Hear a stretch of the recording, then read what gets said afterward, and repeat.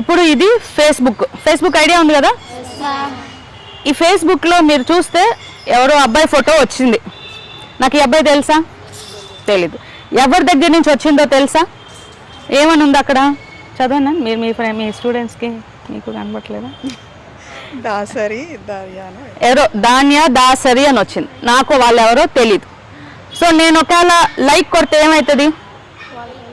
వాళ్ళకి వెళ్తుంది. వాళ్ళ దగ్గర నుంచే నాకు మెసేజెస్ వస్తాం మొదలవుతాయి.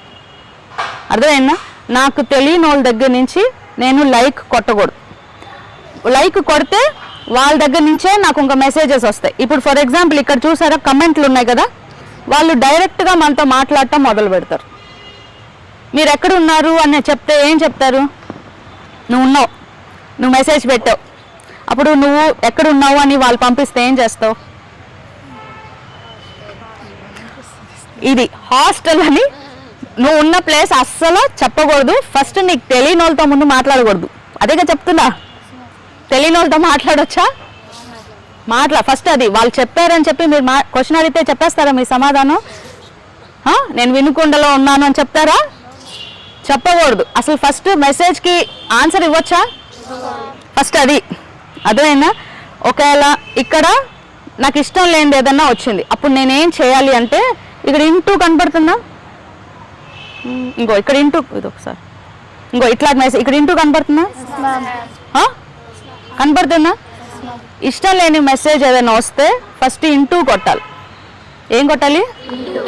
అప్పుడు వాళ్ళ దగ్గర నుంచి మనకి మెసేజెస్ రావు. ఇప్పుడు నేను ఇంటూ కొడుతున్నా. ఇక్కడ ఏమేమి వచ్చినాయి చూడు, నువ్వు చదువు మీ ఫ్రెండ్స్కి.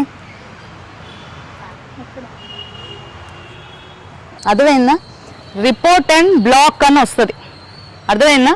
మీకు ఇష్టం లేని ఫోటో వస్తే మీరు రిపోర్ట్ అండ్ బ్లాక్ కొట్టేస్తే ఇంకా మీకు ఆ మెసేజెస్ రావు.